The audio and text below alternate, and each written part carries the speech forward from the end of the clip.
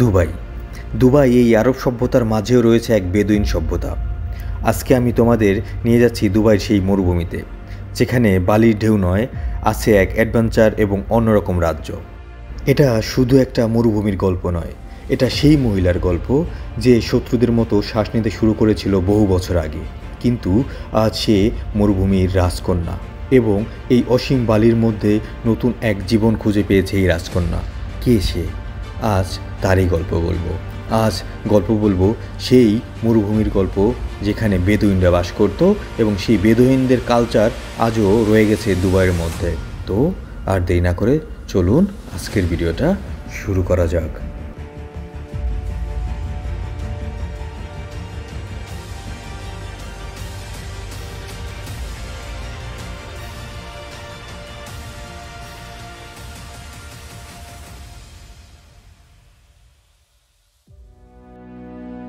Desert safari, এটা আজকের এক রোমাঞ্চকর অভিজ্ঞতা, কিন্তু এর ইতিহাস অনেক পুরনো।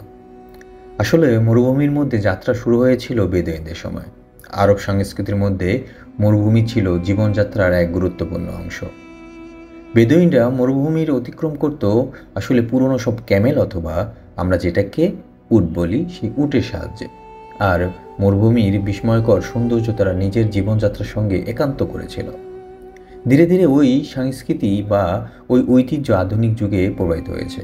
আজকে সেটা আমাদের জন্য এক রোমাঞ্চকর ও অ্যাডভেঞ্চার হিসাবে পরিচিত হয়েছে।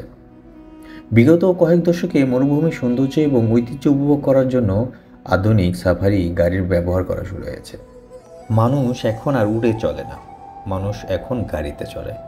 আমরা উট পছন্দ করলেও উট চড়ার জন্য বা যানবাহনের জন্য ব্যবহার করি না, কিন্তু এই ডেজার্ট সাফারিতে আসলে মানুষ উঠে চড়ে, তাদের শখ পূরণ করে এবং সেই ঐতিহ্যে ফিরে যায়, যেখানে মানুষ ছিল এক জীবনযাত্রার অন্যতম নাম। তখন এত আধুনিকতা ছিল না, তখন গাড়ি ছিল না, তখন যানবাহন হিসেবে মানুষ ব্যবহার করত বা বেদুইনরা ব্যবহার করত এই উট।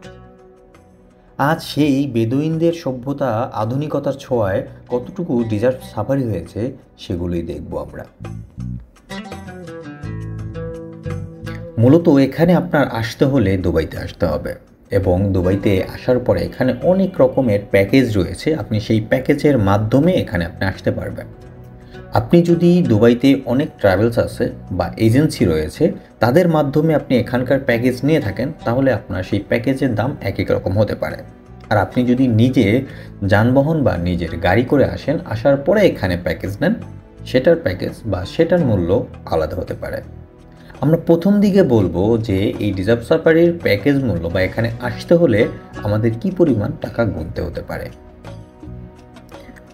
যদি আপনি ক্যাম্পিংয়ের বিশেষ খাবারের সঙ্গে অভিজ্ঞতা চান, তাহলে খরচ একটু বেশি হতে পারে, প্রায় 500 থেকে 700 দিরহাম, যেটা বাংলাদেশি টাকায় 14,000 থেকে 20,000 টাকা হতে পারে।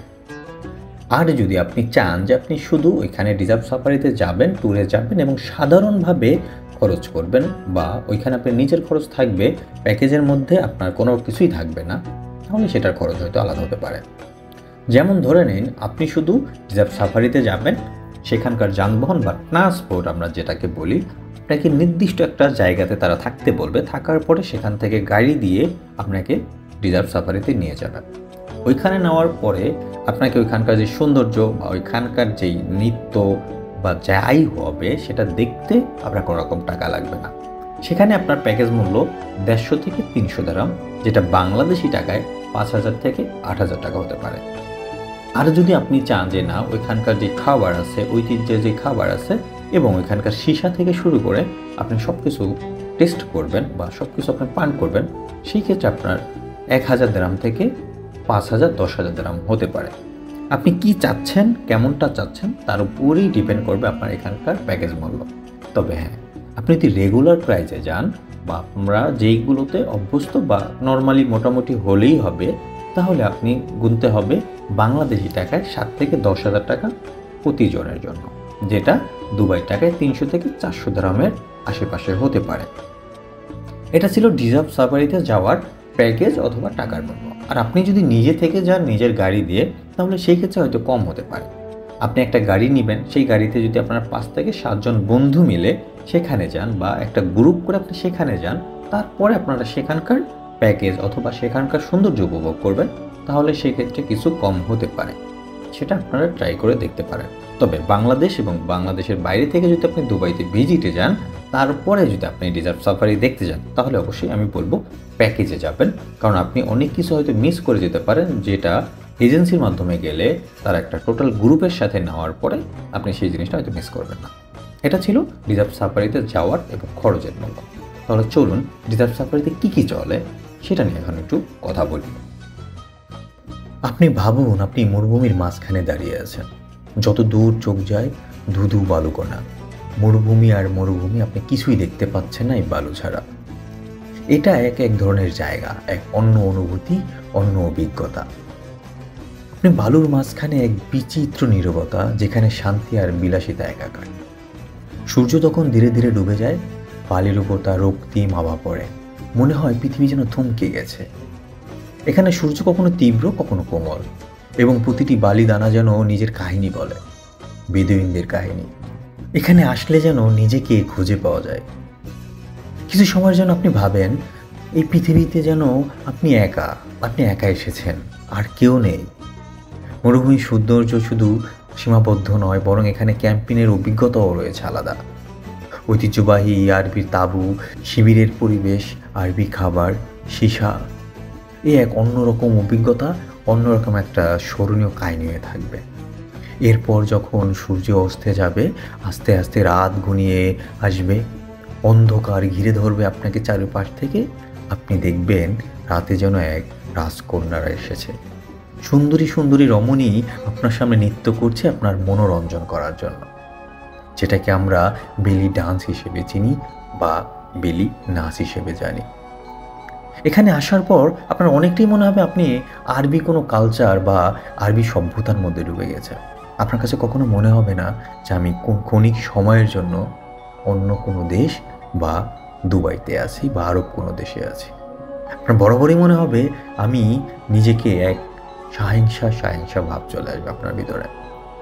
চারদিকে মানুষের হো হই উল্লাস, মাঝখানে এক সুন্দরী রমণী আপনার সামনে নৃত্য করে যাচ্ছে।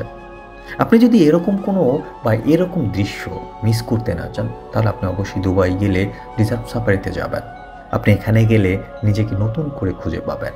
আপনি দেখতে পাবেন সেই বেদুইনরা কিভাবে আগে তাঁবু টানিয়ে তাদের এই উটের মাধ্যমে বা তাদের সভ্যতা ছিল।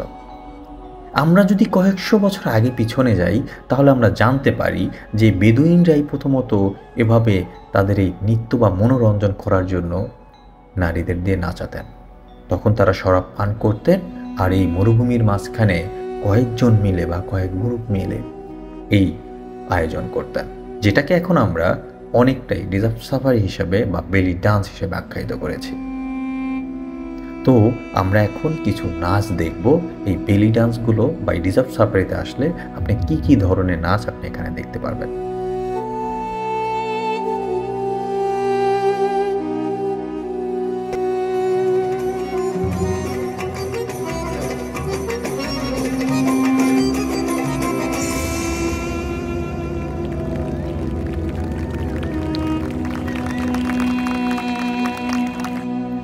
একটা কথা না বললেই নয়, এই ডিজার্ট সাফারিতে আসার পরে আমার কাছে যেটা মনে হয়েছে যে বাংলাদেশে আমরা যারা আছি বা বাংলাদেশি আমরা যারা আছি, তারা অবশ্যই সার্কাস নামের একটা অনুষ্ঠান দেখেছি আমাদের ছোটোবেলাতে। 19 দশকের ছেলেপেলে বা 19 দশকের সন্তানরাই আসলে এই সার্কাস নামক জিনিসগুলো দেখেছেন। সেই সার্কাসে যেমন বিভিন্ন ধরনের খেলা দিয়ে আমাদের মনোরঞ্জন করত বা আমাদের মন খুশি করত, এই ডিজার্ট সাফারিটা অনেকটাই সেই কালচারের মতো। মূলত এই ডিজার্ট সাফারিতে যেই অনুষ্ঠান হয়, যে আরবিদের নৃত্য হয় বা আরবিদের যে বেলি ডান্স হয়, এখান থেকেই আমাদের এই সার্কাসের উৎপত্তি হয়েছে। সেখানে অনেক মেয়ে নাচতো, অনেক হাতির খেলা হতো, এবং তরোয়াল থেকে শুরু করে বিভিন্ন রকমের খেলার আইটেম বা বিভিন্ন রকমের ভাবে আমাদের মনোরঞ্জন করতো। এখানে অনেকটা তলোয়ার দিয়ে বা তাদের সেই আভিজাত্য তরোয়াল দিয়ে আমাদেরকে নেচে গিয়ে দেখানো হয়।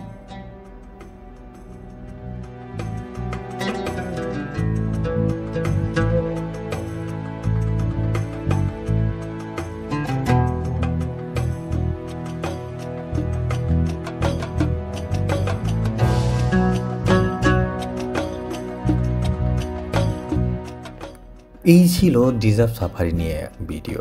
মূলত যারা দুবাইতে থাকেন অথবা দুবাইয়ের বাইরে থেকে দুবাইতে যাবেন, তারা অবশ্যই একবার হলো এই ডিজার্ভ সাফারিতে যাবেন।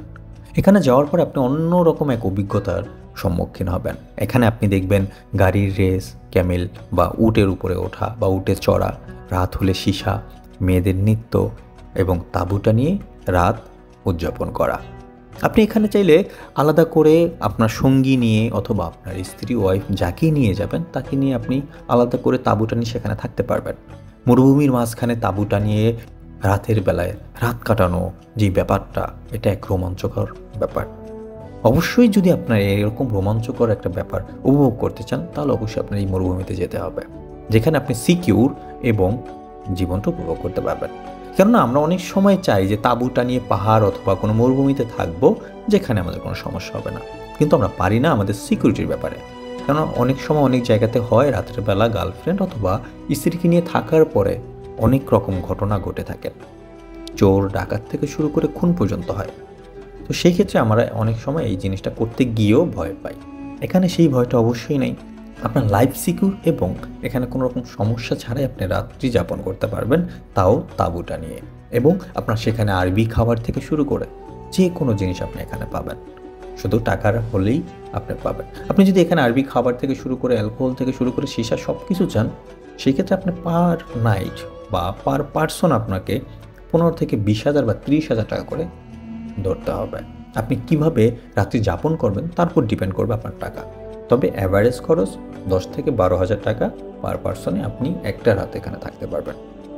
যাই হোক, ভালো থাকবেন, সুস্থ থাকবেন। দেখা হচ্ছে পরবর্তী ভিডিওতে। আর হ্যাঁ, এরকম সব ভিডিও পাওয়ার জন্য বা ইনফরমেশন ভিডিও পাওয়ার জন্য আমার চ্যানেলটা সাবস্ক্রাইব করে পাশে থাকবেন।